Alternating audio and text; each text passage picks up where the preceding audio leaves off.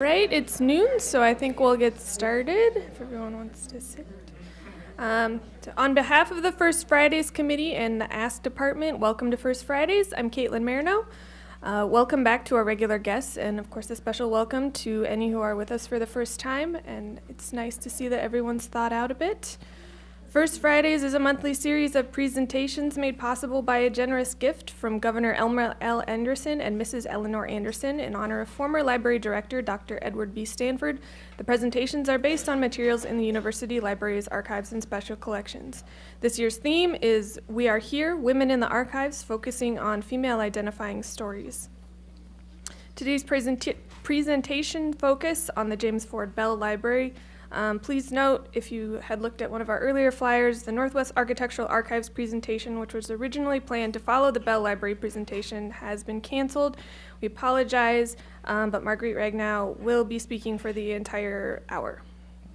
And then lunch today is from Gorka Palace. Tour afterwards will be with Tim Johnson. He's waving in the back, if you don't know. So if you would like to have a tour of our cavern after the show, just go find him. And then before we move on to the rest of the presentation, I think we have a short announcement from Kristen Clark about Friends of the Libraries.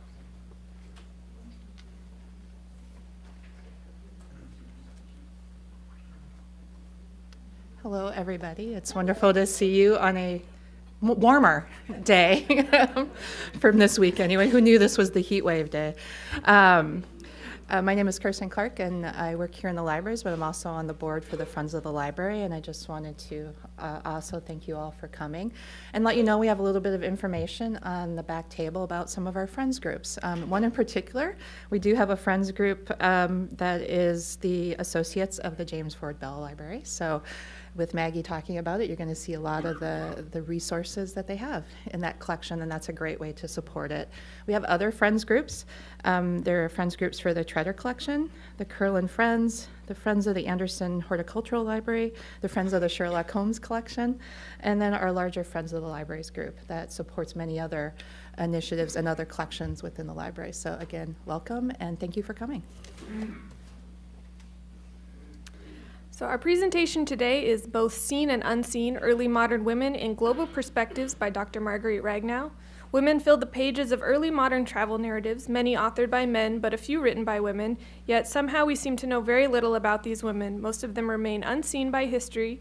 Join curator Marguerite Ragnow as she explores how European men depicted the women they encountered on their travels and hears some of the female travelers' perspectives of the people they met on their journeys.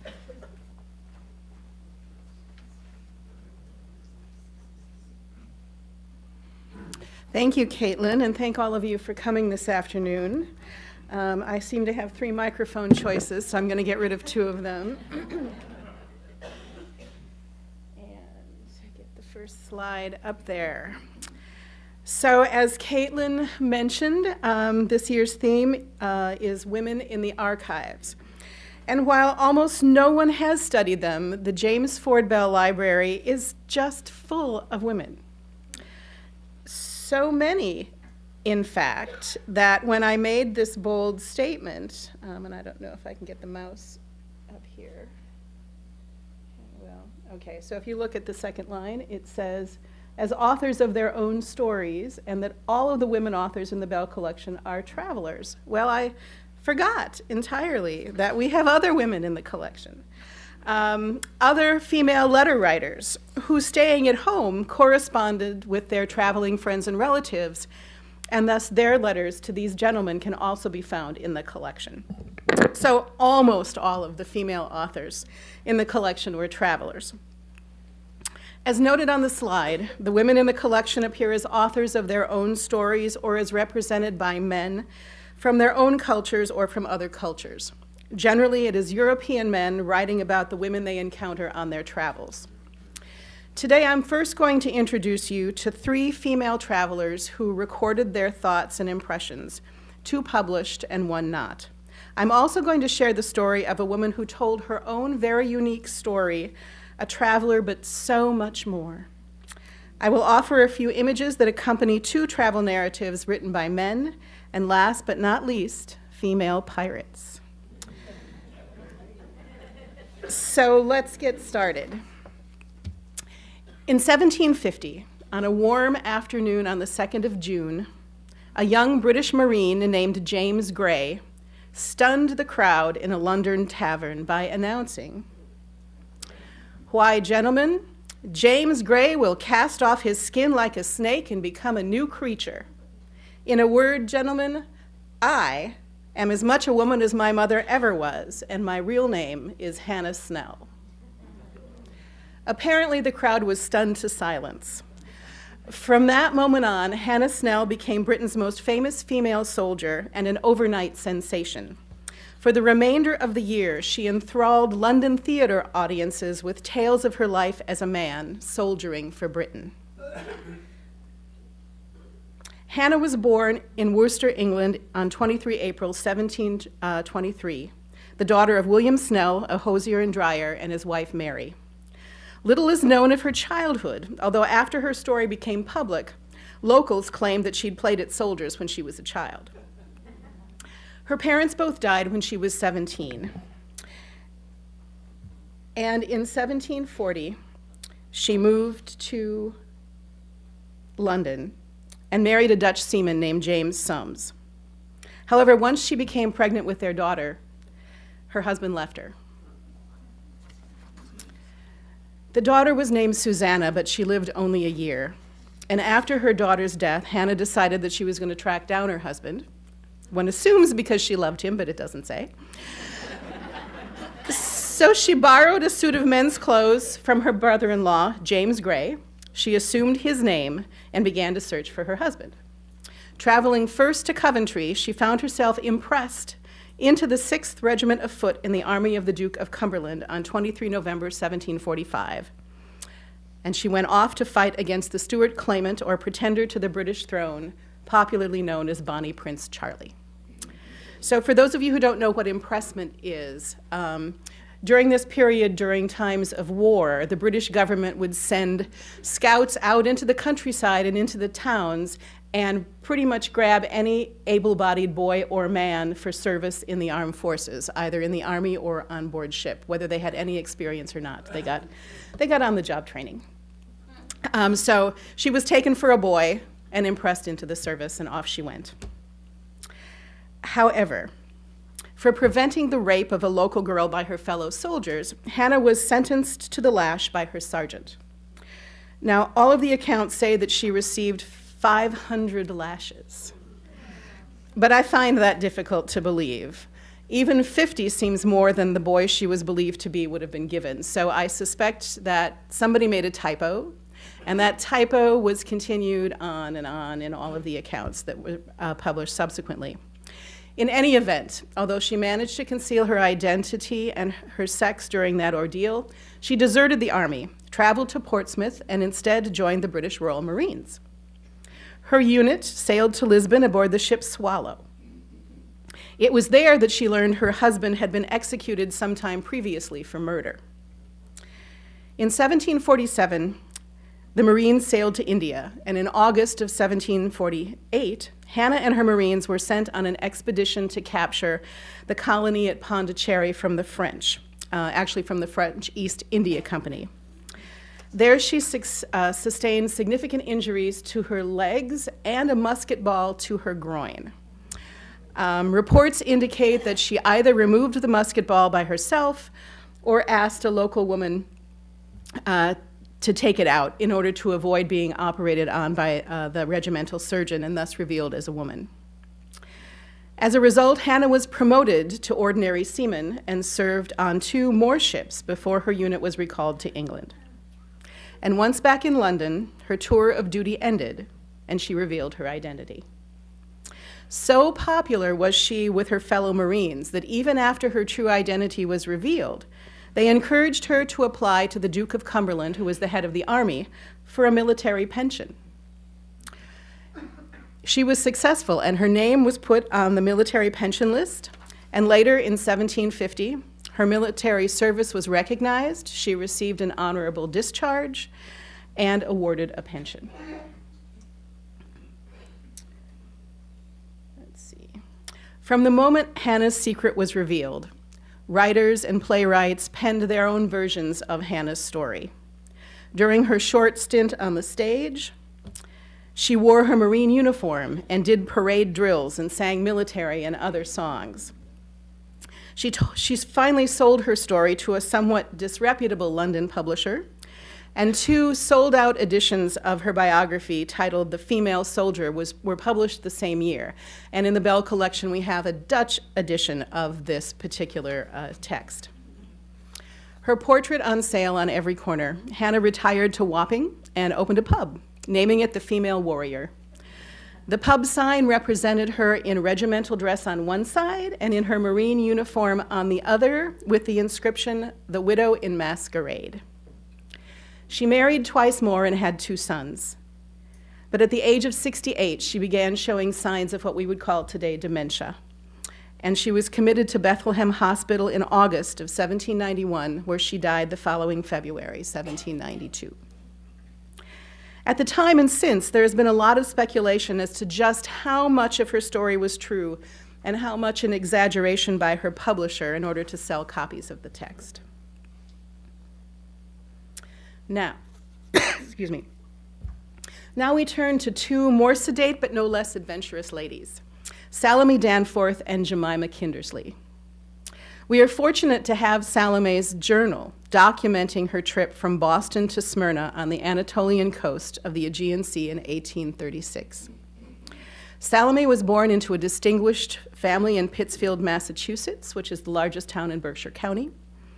Both her father, Colonel Joshua Danforth, and her grandfather, also Colonel Joshua Danforth, served in the Revolutionary Army. After the war, her father became postmaster of Pittsfield and went on to serve many other public offices, including as circuit court judge. In the 1830s, the Protestant ladies of Pittsfield collected funds to help establish a mission school in Smyrna under the direction of American missionary Jonathan Brewer. Why Smyrna? I don't know. It was a very important commercial outpost on the coast of the Aegean Sea, but it was, even though it was a Greek town, it was entirely controlled by the Ottoman Empire during this period. Salome's journal details her voyage to become a part of this enterprise, a daring adventure for a young middle-class American woman. Although her journal doesn't provide the year of her travels, we also have a letter in the collection that she wrote to her father from Smyrna, dated the 12th of May, 1837, which suggests that she came out from America the previous year in 1836. We do know that from the manuscript she left, that she left Boston on the 9th of June and arrived in Smyrna on the 2nd of August. The journal itself is rather chatty, and suggests that Salome had a lively mind and an insatiable curiosity.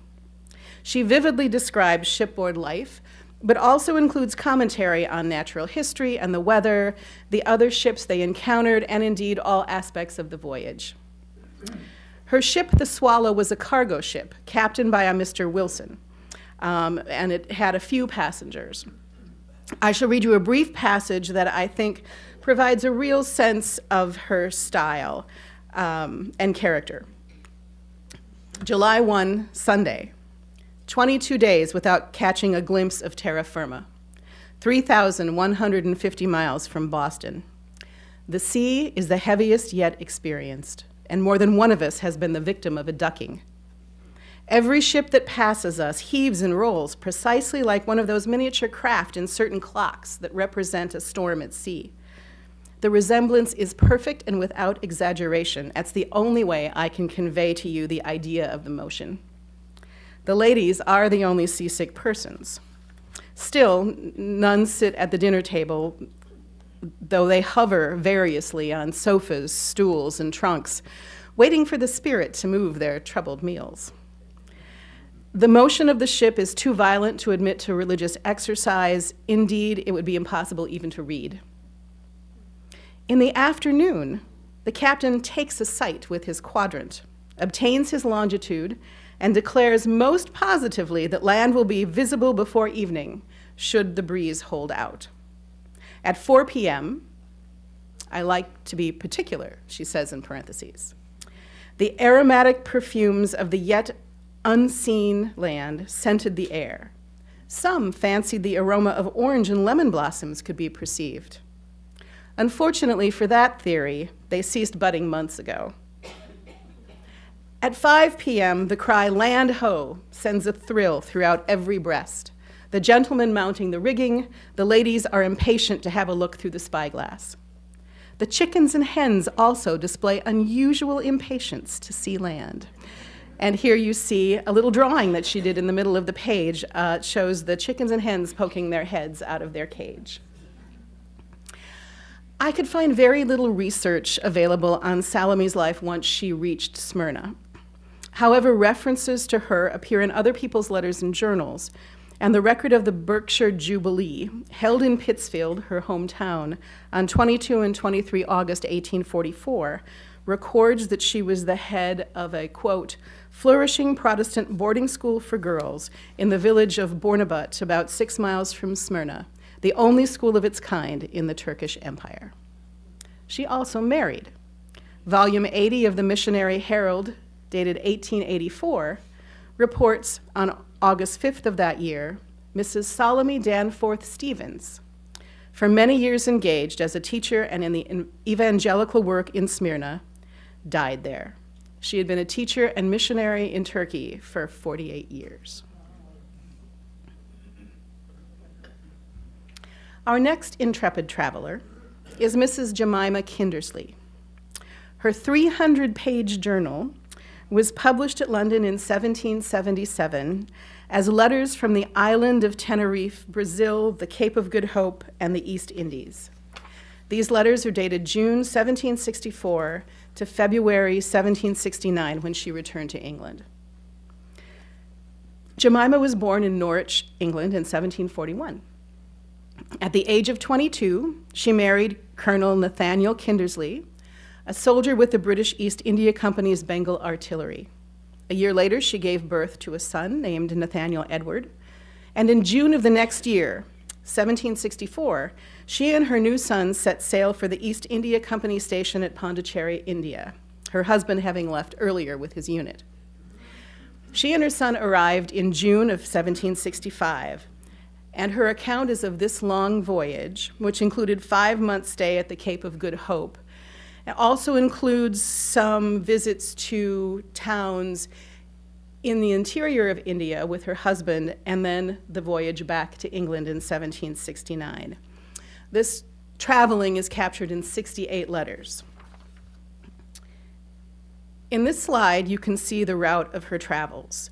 Let's see if I can get the mouse to show up. There we go. Is it visible now? Oh, let's try it again. Sorry. Okay, there we go. Whoop.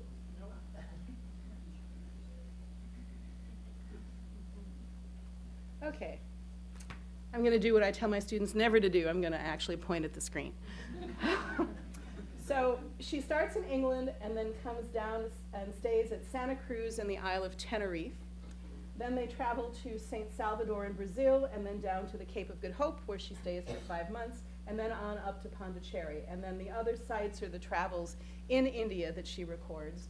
And then she comes back the same route, Cape of Good Hope, and then stops at St. Helena, and then straight on back to England.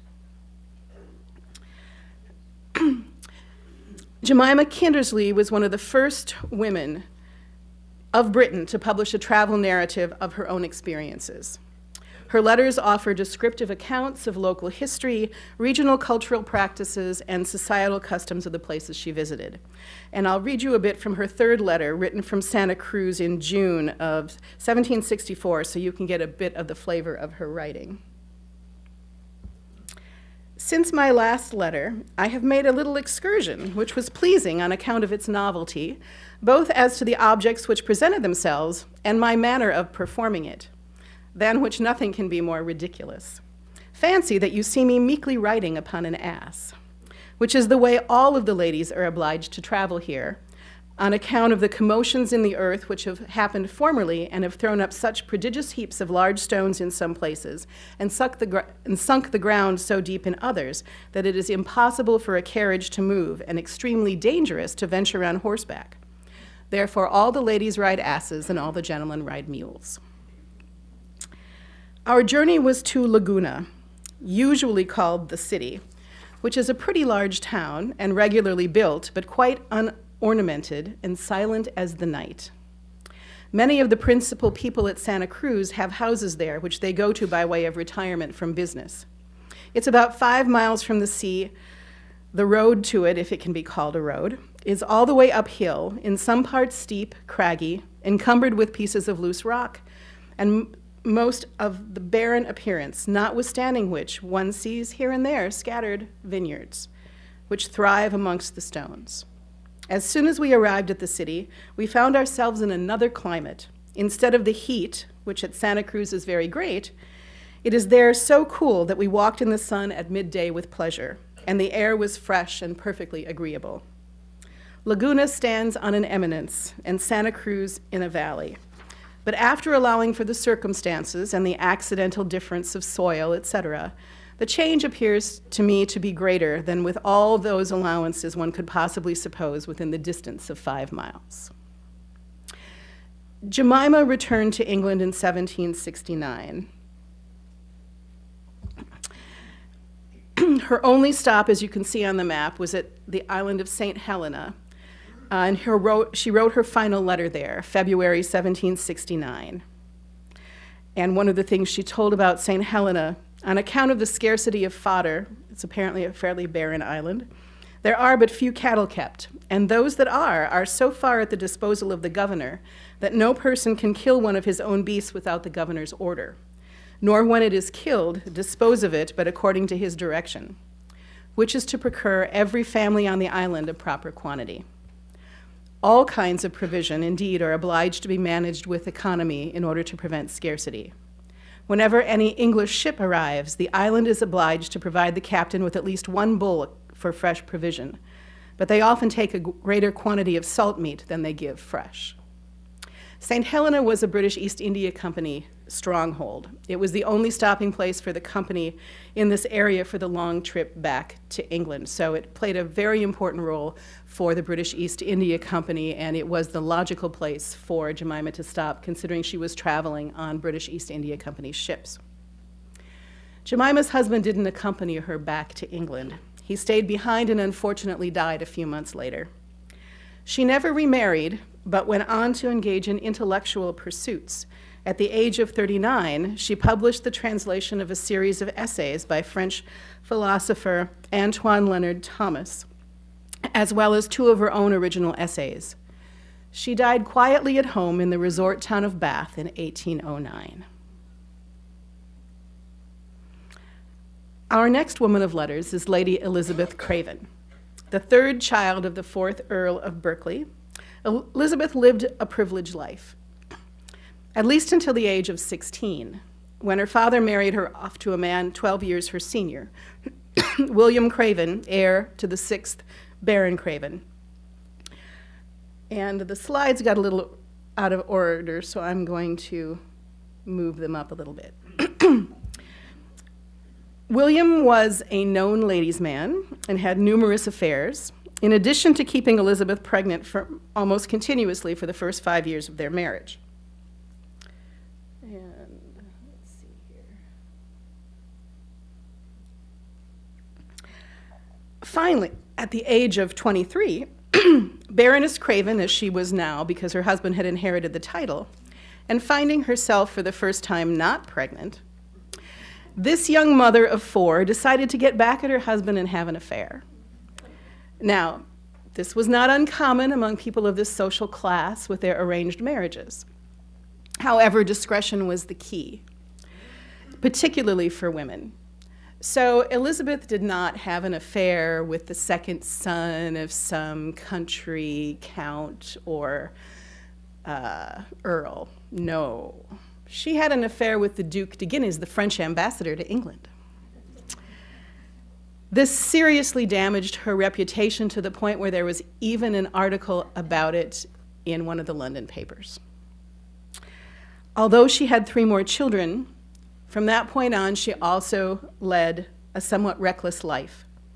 One scholar has described her as a total party girl, having numerous affairs and destroying her reputation in the bargain. I'm going to go back. Yeah, let's see which slide works. Okay, here we go.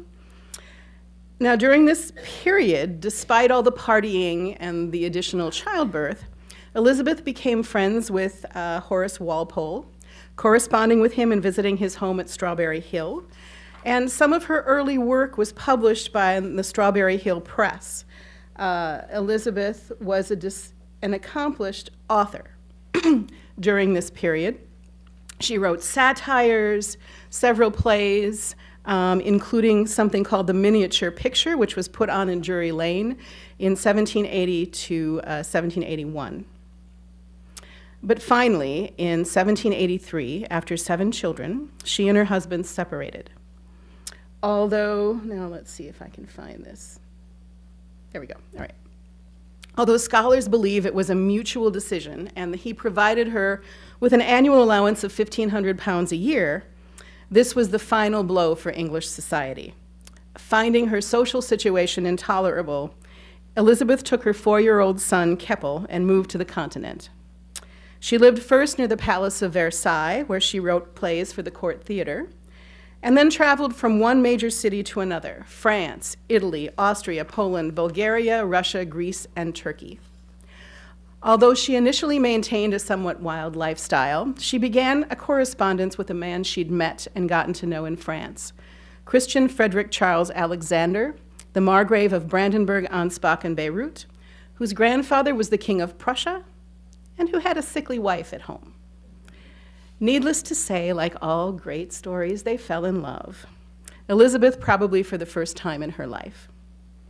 She wrote an account of all of her travels around Europe and into Istanbul in the form of letters to the Margrave, and at the suggestion of Walpole, published that as a journey through the Crimea to Constantinople, and it is this that's in the Bell Library collection. What makes Elizabeth unique among travel writers of this period, particularly women, is her frankness. For example, okay, there we go. Writing from Warsaw in 1786, quote, "The Polish ladies seem to have much taste, magnificence, and gaiety. They are polite and lively, excessively accomplished, partial to the English. There is a Princess de Radziwill, who, if I were a man, I would certainly be devoted to." It's not the kind of thing you often find in travel literature written by women. And that is probably a relative of Jackie Onassis, whose maiden name was Radziwill. "I could be very happy here, sir, if my heart could forget maternal duties," and she adds coyly, "or those of friendship." And later, from St. Petersburg, "The road between Warsaw and this place is one insipid flat, except just in and about the town of Nerva. I can conceive nothing so ennuyant, or boring, as traveling in such a country as this, one flat plain, the view terminated by a forest which you drive through, only to arrive at the same scene you have quitted. The frost not hard enough to make the road good." This is not a sugar-coated narrative dressed for a middle-class audience, and she admits that she is not the most complacent of travelers. "Mine, at present, is a geographical intercourse with the world, and I like to find the road I travel smooth. Wit and talents will always be objects of importance to me. I have found them here and shall be sorry to quit them." And you can see why. Describing her journey to Constantinople in April of 1786, on the 7th day, the Greek pilot, the only person on board who had ever been to Constantinople, was dead drunk and incapable of speaking, much less steering the ship. I, luckily, had a map of the Black Sea and the entrance to the canal, which alone was our guide. She goes on to describe herself with the med on board deck and on the top deck, and she's sort of standing below on the poop deck with a travel case in one hand and the map and her umbrella in the other hand, being very concerned because she had written about this rock that separates the Black Sea from the Strait that enters into Constantinople, where hundreds of Turkish ships have foundered and been lost. And she's afraid that since nobody knows where the heck they are, they're going to hit this rock. And lo and behold, they come pretty near to it, but they miss it. But her description of herself doing it and the fact that she's sort of the heroine of the hour is pretty typical of the tone of the entire volume. This is definitely her story. She was also an accomplished musician and composer, as well as a playwright and an essayist, so not only a party girl. And she doesn't react favorably to much of the music that she hears on her travels. And I pulled out an example, her description of listening to some Greeks play at Istanbul. Let's see. Oh, I forgot this one. So as you can see here, with respect to coffee, which you may think would be good in Turkey, I assure you, prepared by the Turks, it is the nastiest of beverages. This is just a typical sample of her travel narrative. She was grumpy, she was particular, she complained a lot. She must have been really a joy to travel with.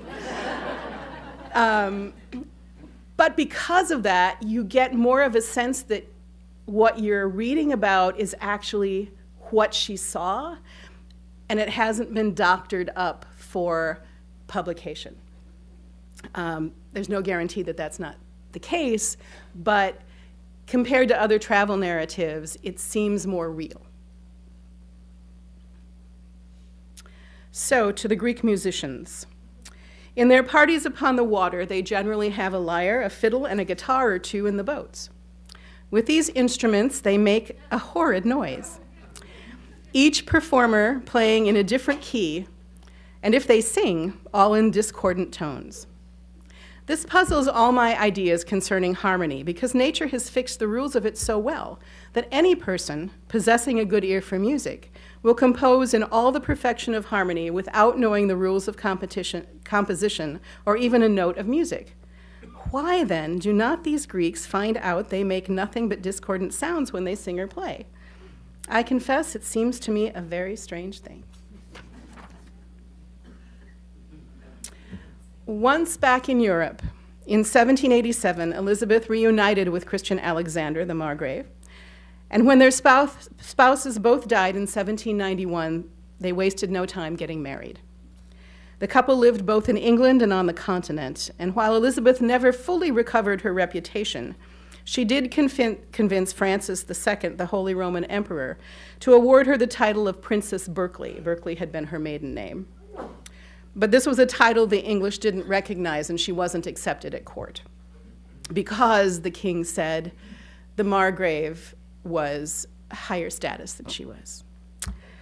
Nevertheless, the couple lived a full life until Christian died suddenly in 1806.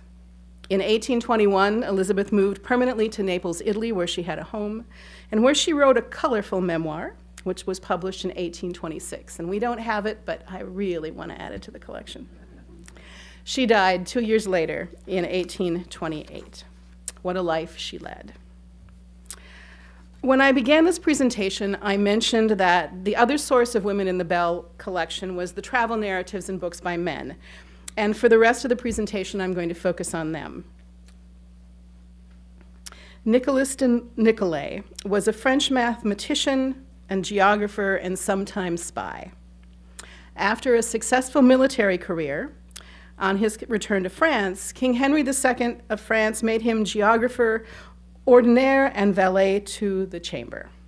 In 1551, Henry ordered him to follow Gabriel d'Aramon, envoy and ambassador to the Grand Turk Suleiman the Magnificent.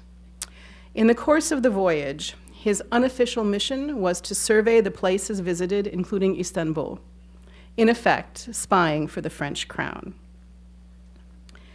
His narrative was published first in Lyon in 1567. The Bell Library has 8 editions of this text, ranging from 1568, beginning with the first edition, second issue, and continuing to 1585. The images that I'll be showing you come from an Italian edition published at Venice in 1580. And that's the title of that. What makes his travel narrative unique is the drawings. He documented people from all walks of life in nearly all the places he traveled, from nobles to merchants to slaves, including the women. These are somewhat static drawings focused more on costume than on personality. Nevertheless, they give us a priceless insight into a little bit of their lives. For example, here are images of women from the North African town of Algiers. On the left is a Morisco woman of some standing, covered in what he describes as essentially a large blanket.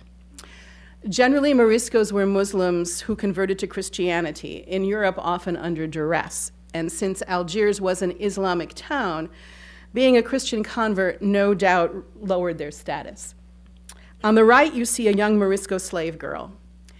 In his account, Nicolay describes these girls as being dressed only in a garment of finely wrought chains, crocheted together into a sort of garment. In this particular edition, someone has hand-drawn that garment using gold ink. It doesn't exist in any of the other editions. Occasionally, after this one was done, I think there's one edition where someone did it on the plate, so she's kind of clothed. But this one, when you look at it close, it's all hand done in gold. Next, we see a matron and a young maid from the Greek island of Chios. And these are just a few examples of the many illustrations found in his book. When Nicola got to Istanbul, he ran into a problem. The women of the court were locked in a harem. According to his account, this harem had no towers and only 2 gates, one of which was kept locked and the other kept open but guarded by eunuchs. Within the courtyard were the numerous small houses separated with chambers, kitchens, and other necessary buildings where the wives and concubines of the Sultan lived. Nicholas says they numbered more than 200 and were, for the most part, daughters of Christians. Some bought from merchants and then offered to the Sultan. Every 10 women had a matron who kept them in line and taught them various forms of needlework. There were more than 40 eunuch guards. Should any of the concubines become pregnant, she was separated from the others, endowed with estates and a pension, and numbered among his wives, so that her child, if it was a boy, could inherit the throne if necessary. Any concubines that didn't become pregnant after an unspecified period of time, the Sultan married to officers of his court. So the bottom line is Nicholas couldn't draw them.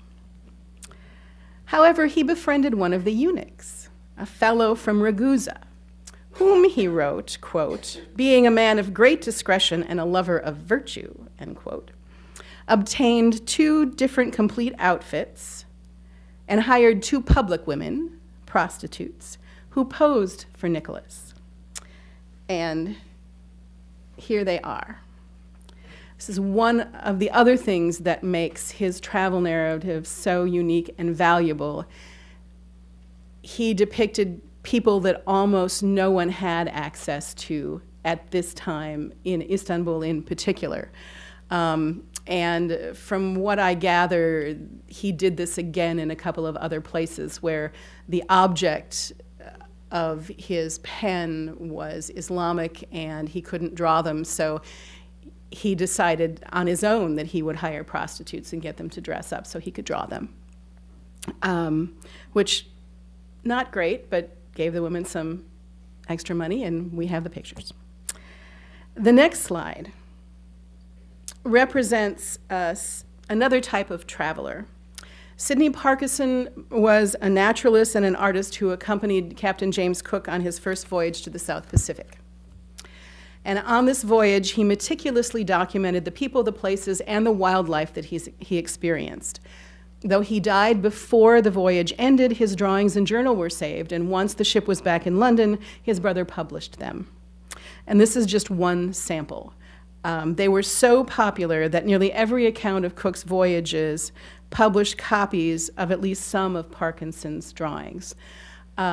This is one of the more flamboyant ones, but they are just beautiful. He takes the position of a naturalist when he draws people as well as plants and animals. And so they are very detailed and as lifelike as he can possibly make them. So time is running short, and I promised pirates. So I'm going to talk about the two of the most famous and notorious female pirates in the golden age of sail, Anne Bonny and Mary Read. Anne Bonny was, by all accounts, a lively redhead Irish lass from County Cork. She was the daughter of a servant woman and a local attorney who was also her employer, William McCormick. Official records and contemporary letters dealing with her life are scarce, and most of our knowledge comes from an account called A General History of Pirates, compiled by a fellow named Charles Johnson, and we have that in the collection.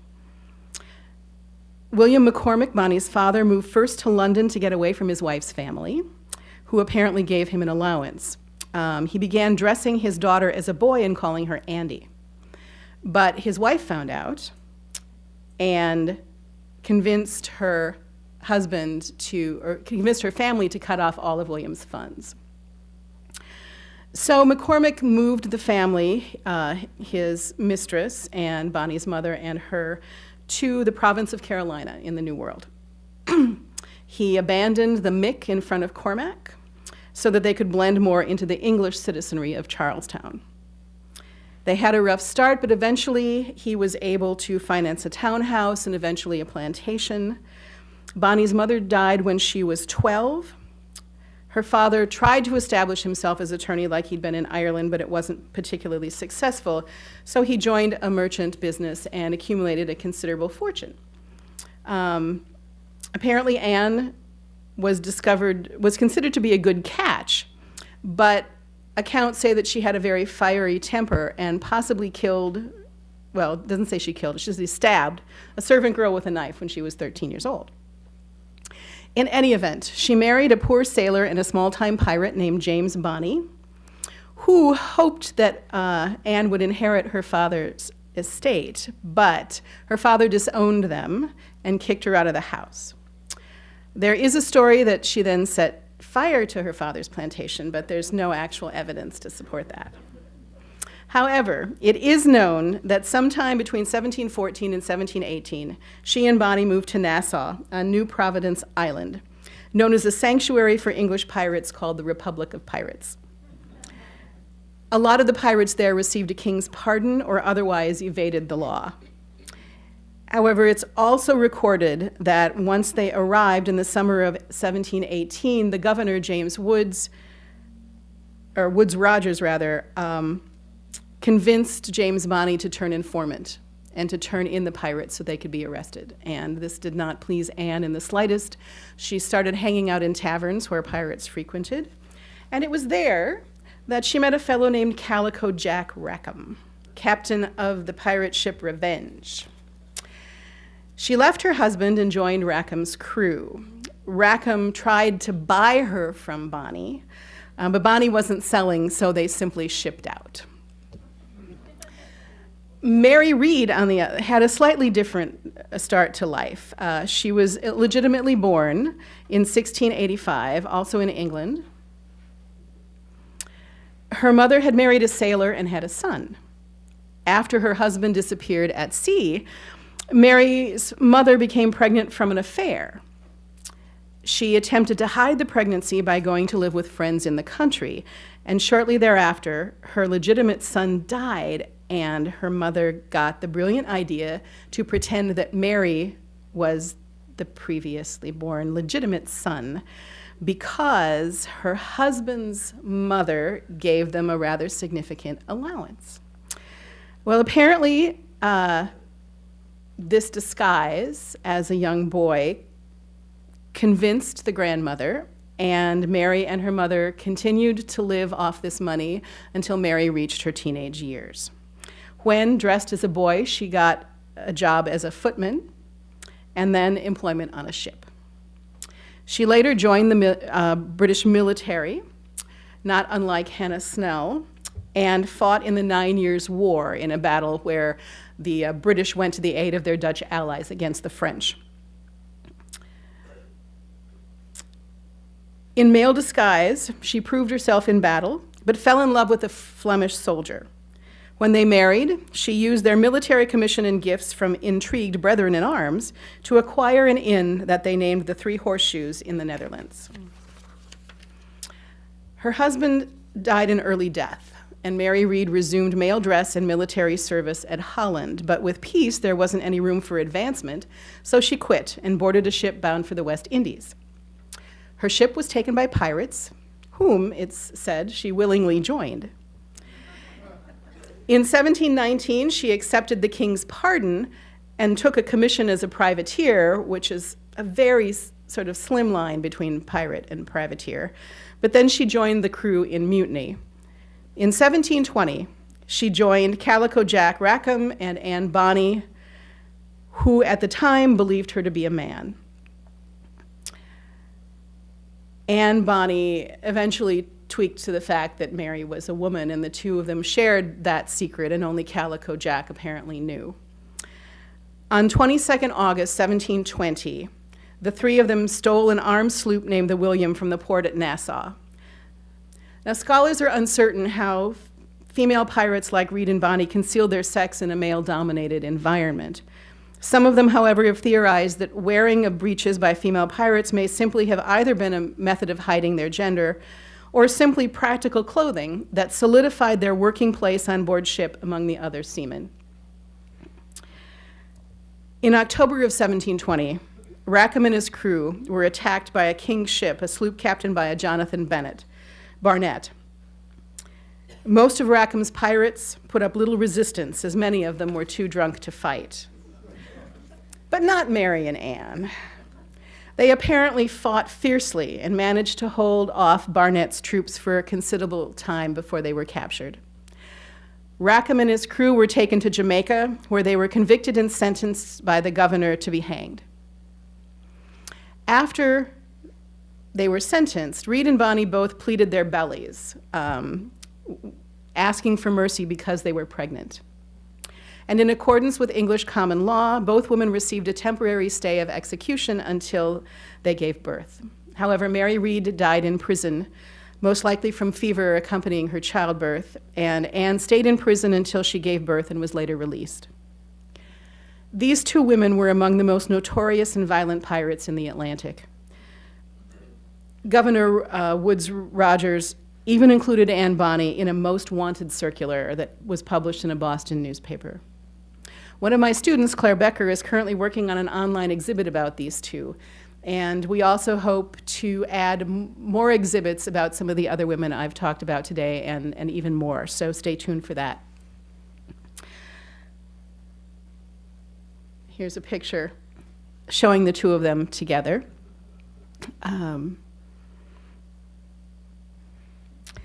I shall leave you today with what were purportedly Anne Bonny's last words to her husband, Calico Jack Rackham, which, given the adventurous and feisty women I've talked about today, seem particularly appropriate.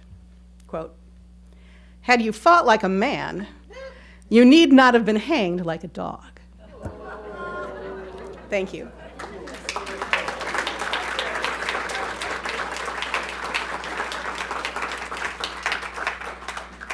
And it looks like we do have some time for questions, so if anyone has questions. Stephanie? Wait, yeah.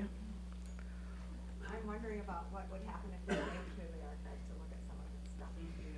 Are there letters? It's, I don't, yeah. Why don't you repeat your question?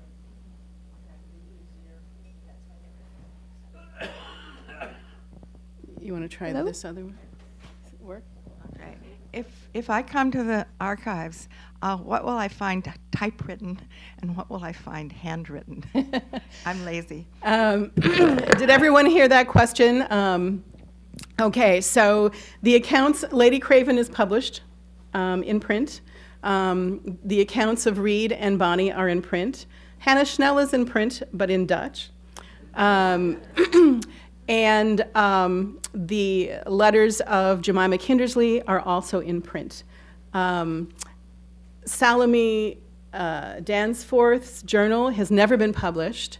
It is in manuscript, in her handwriting, and it's not one of these that's been copied over for neat after she got back. It's actually the journal she clearly kept on board ship, along with a few letters. But it's in English, and her hand is very easy to read, so there's that. I've read most of it. A lot of the other materials we have in the collection are printed, though I did just purchase, with help from the associates of the Bell Library, a manuscript journal of a German serving girl who went to Brazil to accompany her mistress, who was marrying the king of Brazil. And she writes in a very clear hand. I think this clearly was probably copied over. But it's, again, never been published. It's in German, but it's very clear German. And it's from the turn of the 19th century, so 18-something. And it was a very short trip. She sailed out from Europe there. They toured the country, and then he was kicked out and exiled back to Europe. And she went both ways with her mistress. So there's no picture of her, but there are pictures and Wikipedia articles about the king and queen of Brazil. Any other questions? Yes? Where do you get the items in your collection? Where do they come from? We generally purchase them. So the question was, where do we get the items in the collection? Where do they come from? At the moment, we generally purchase them from rare book dealers. We've been dealing with most of the same dealers since we opened in the 1950s, those that are still around. We try to find dealers with good reputations who hire really good staff. So a lot of the dealers we have hire PhDs in history, and so they have good research skills, so they are able to authenticate and seek out materials, which saves us some time and money. They're people we trust. Occasionally someone will donate something, but if they do, I have to spend a fair amount of time authenticating what it is, seeing if I can figure out where it came from, all of those things. So we really do prefer to purchase them as opposed to getting them as gifts. In the early days of the library, the first curator, Jack Parker, used to travel to Europe on buying trips and met with dealers there and saw the items that he wanted and then had them shipped home, wrote Mr. Bell long reports about them, and then the decision was made to purchase them or not. Even after Mr. Bell died, Jack continued to make trips for a while, but now with the internet and FedEx, everyone sends me, digital scans of the items, detailed descriptions, and then they ship it to me on spec. I examine it, decide if I want it, and purchase it from the comfort of my office, which sometimes seems a shame and at other times doesn't seem such a bad thing. Any other questions? All right, well, thank you all very much for coming out.